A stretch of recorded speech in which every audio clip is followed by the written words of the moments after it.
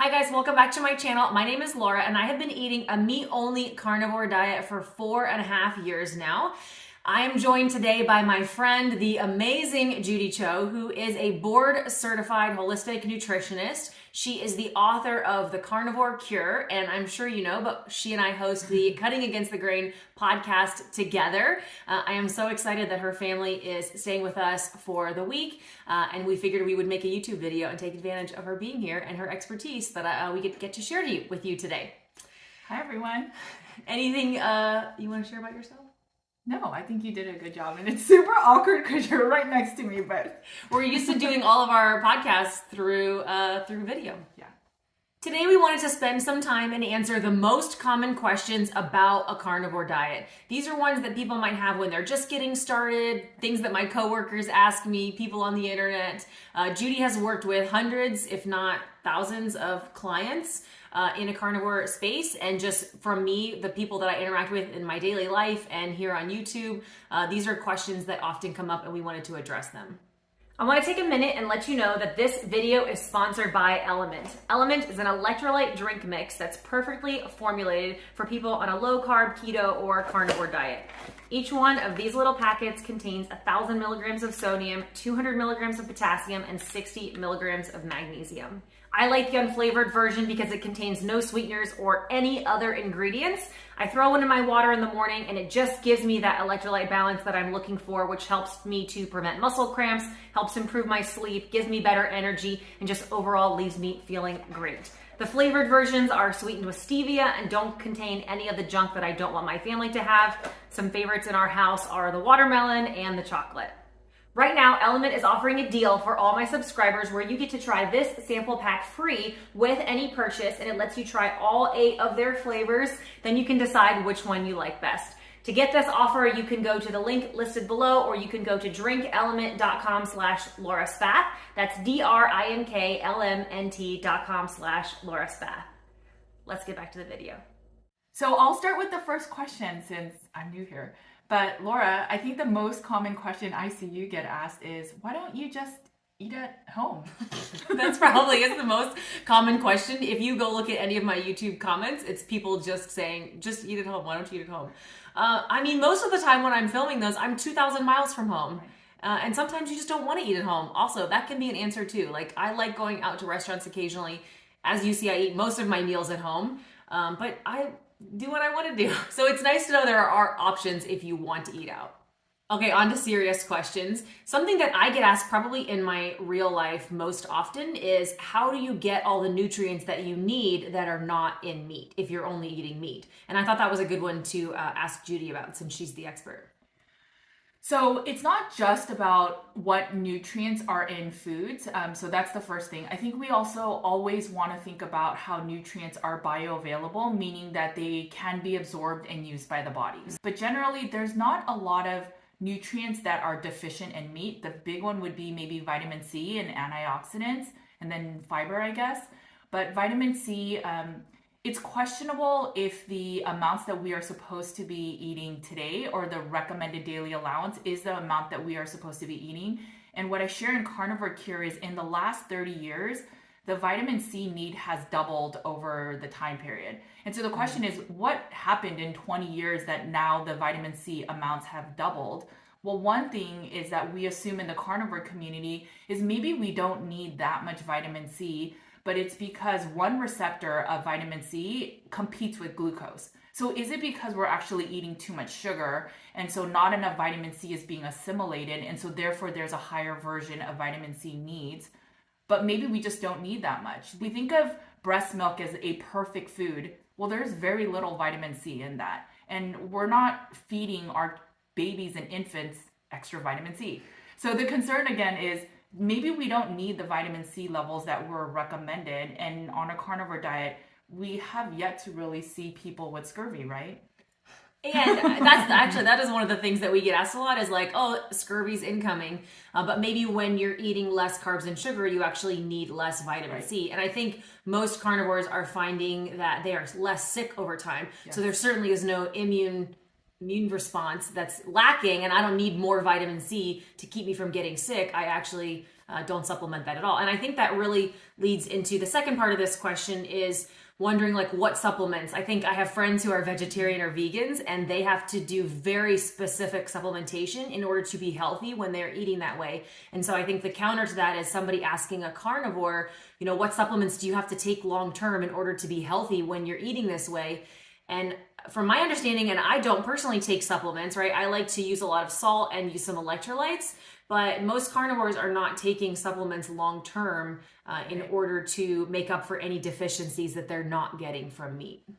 So and I agree, I think most people shouldn't be taking supplements long term. Now, if you've been eating a low fat diet and then you start eating meat, your body may need more support to ensure that you're able to digest and assimilate those fats and fatty acids. And so you might need some digestive supports, hydrochloric acid, and those types of supports in the beginning, but long term you shouldn't need it.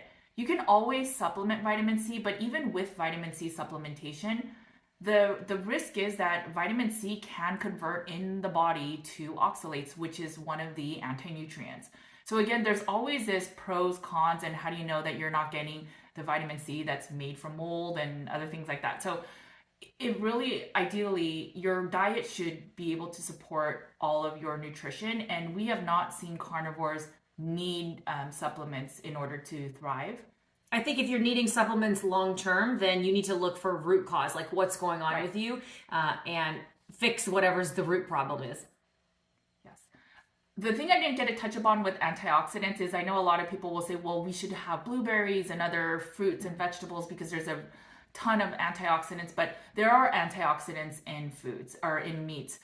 There's some amino acids that act like antioxidants, but for example, in salmon, that redness, that rich red pinkish color, that's azathioprine, and that is an antioxidant. So there are antioxidants in meats, they're just not as well known as the antioxidants in plant foods. And again, it goes back to the reason we need antioxidants is because there are foods and things that are pro-oxidants, meaning they're inflammatory. Well, if we're eating meats that are not inflammatory, maybe we don't need a ton of antioxidants anyway. Very true. Another very common question that people have, and even a concern, is what's going to happen to my cholesterol? Judy and I have done several Cutting Against the Grain episodes where we take a deep dive into cholesterol. On this channel, there is a video where Judy is breaking down my cholesterol blood work. So I want to make sure that there's a lot of other resources that are available. And I think in general, we have to rethink how we look at cholesterol and the need for cholesterol in certain ratios. So that would be the first and foremost, is take a good honest look. If you're concerned about your cholesterol going up when you start a carnivore diet, I would really dig into what would that mean. A lot of the concern is around the LDL going high, and then which then affects your total cholesterol. But a lot of the more, I guess, knowledgeable providers will know that it's actually a ratio, the CHD ratio, that would affect your overall cardiovascular risk. And it's not just that the LDL is going up, but you have to also look at your HDL and then also look at your triglycerides. On a carnivore diet, and triglycerides are the floating fat in your bloodstream, but on a carnivore diet, the normal or optimal ranges is under 100, whereas standard care, it's when you're eating carbs, it's at 150. And that one can be arguably the more dangerous, the more insulin resistant marker. So you want to go into the other videos that we discuss this in nuanced detail of what the HDL, LDL, but you want ideally your HDL to be higher. That's kind of what they call the good cholesterol, but there's no good or bad cholesterol. And then LDL, even if it's going up, again, in context, if your HDL is above like 60, I wouldn't worry as much about it. And then just make your triglycerides ideally get under 100 if you've been eating carnivore for several months. It's also important to realize that cholesterol is not this one marker that's an indicator of whether or not you have good or bad health. There really is a big picture that's involved. And if your health is improving overall and you're feeling amazing and your cholesterol ratios are doing well, then I think having something like a high LDL is not necessarily a bad thing. Yes. And the push for statins with that, it's important that you do your own research. We don't give medical advice on this channel, but it is very important that you do your research in understanding if those statins would actually be effective or not, because a lot of carnivores are disagreeing with that information. I mean, I'll go out on a limb. I am not a fan of statins, and there's there are a lot lot of research. experts that say that they do more harm than good. Yes. And there's very few people who should actually be taking them. Yes. The next question is probably the most common question, and that is, how do I poop on a carnivore diet? Or just poop related questions in general. So I brought in the expert to talk with us about poop. I think there's concerns of constipation. So let's say that. And I have a whole video that breaks down in graphic detail my extreme constipation issues before carnivore diet and how that has been healed now. But the main thing is when you are not eating a bunch of extra stuff. So that you can correct me. This is a way to bring Judy in. But when you are eating lots of vegetables, your body can't actually absorb all of those nutrients, which is what she was mentioning earlier, this bioavailable nutrients in it. So there's a lot of waste that comes from eating a lot of vegetables, which is why people think that there's a lot of poop it's healthy poop, because you are pooping a lot from all of this food waste. And so people are concerned without all of the fiber if they will actually be constipated when they start a carnivore diet. And it really ends up being quite the opposite. Yeah, there's a study that shows there was a group of people that it was up to them how much fiber they wanted to include in their diet. And these people, I think they were constipated or they struggled with gut issues. And over time, everyone reduced their fiber load because it caused them to have more constipation. So it's actually the opposite. I know we think fiber helps us go, and maybe a small amount may help stimulate a little bit, but generally speaking, if we take too much fiber, we can actually get more constipated. And then it also, the type of fiber will affect you. But if you're struggling with constipation on a meat-based carnivore diet, the first couple things I would recommend is make sure you're hydrating enough, make sure you're getting enough electrolytes. Electrolytes are spark plugs in the body, well, minerals are. It can cause your colon to just have peristalsis, and so it can trigger a movement in the gut, and so that could be one. So what's peristalsis? it's where it's I'm trying to think of what it's this movement. The contraction, Yeah, and then it slows down. Okay, so it causes it to yeah. So make sure that when you have enough minerals and you have sufficient electrolytes with hydration, it will contract your colon and make there be a possible movement. So that's one. And then if you're eating too much cheese, sometimes too much dairy or too much lean meat can also cause constipation. So considering adding a little bit more animal fats, that may help you go. It'll stimulate the bile, which would then stimulate your colon. If you also have thyroid issues, things like Hashimoto's, that really slows down your digestive system, and so that can cause constipation. I think everybody has this fear that when they go meat-based, they will have constipation, but it is actually much more uncommon. Right. The more common thing is to be having diarrhea, and that's because your body is absorbing all of the meat and all of the nutrients, and so what you're left with is a lot of water waste. And so people, when they first start carnivore, actually tend to have a lot of diarrhea. And it's also, the body has to rebalance, so just give it some time. If you've been eating a plant-based diet, which most of us do when we're eating a lot of wheat and a lot of soy and a lot of other plant-based foods, and so when we have a lot of that fiber and waste, it slows down the motility. And so when you start eating just meat, sometimes maybe the bile is much more stimulated, much more quicker. And it's all the things that we just said, but the opposite. And so you may have a faster bowel movement, which then will cause diarrhea. You might eat something. If you ever eat like a really big meaty meal on carnivore and then you instantly have to run to the bathroom, I've learned it's that bile response that's happening. Like that food doesn't move through you that quickly, but it's the response that it's causing in your digestive system. How can people, how long is that diarrhea supposed to last before it's not healthy? I would say just a few weeks, honestly. If you go beyond maybe a month, let's say a month of beyond and having constipation or loose stools, then I would actually look further and figure out why are you still having bowel movements in that way, because oftentimes there's a root cause issue. Yeah, and so people could potentially need to add supplements temporarily to address that. Generally speaking, most people can use like digestive supports of digestive enzymes or ox bile, which will help mimic the bile that's in your gallbladder. And that should help with some of the balancing of your bowel movements. I think it's also a misconception to say that you should be pooping multiple times a day. I think this is like a vegan talking point, is you should be having healthy bowel system is pooping 3 or 4 times a day. And when you switch to carnivore, sometimes you're going like 3 times a week. Or going several days in between. That doesn't necessarily mean you're constipated. It might just mean you have to go less often. Yeah, and you'll know when you're constipated. So the difference is if you're only going every 3 days and you feel like you should go more, that is not constipation. It's when you feel that you don't have a complete elimination or your stomach hurts and you have bloat and you feel like you need to go and your stomach hurts, but you're not able to go no matter how much you sit. So that's constipation. But if you just feel that you have a small bowel movement, it's not as much as you used to when you ate plant-based. It's less frequency, but you feel that you've gone and that's the only difference, then that is not constipation. It definitely is changing the mindset of what used to happen. There's just so much less waste that's happening. And so things are going to change, and it's kind of okay to wait and see how that works itself out. Right. Literally. Yeah.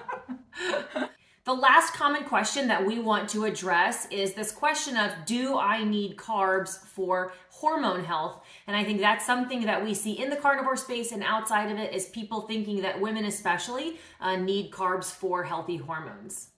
Actually, I don't think it's just women though, because think of all the people that have ditched the carnivore diet. They're all, True. A lot of them are males. Yeah. Yes. True. So I'm going to try to explain this really simply, but all our hormones are in this system called the endocrine system. And that system manages all of our hormones, including our thyroid function and including our metabolism. That part of our system is ideally when things are going well in our body. So there's an abundance of food and nutrition and wellness in our system. There's less stress.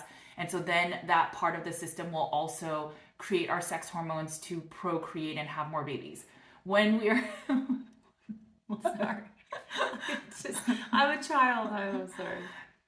But when we don't have good hormone function, or we're not eating the right foods, or we're highly stressed, some of that whole endocrine system then is used or leveraged to then focus on like producing cortisol to manage our blood sugar, or to give us enough energy to manage our stressor, or the ability to run from a scary animal, which could be our boss.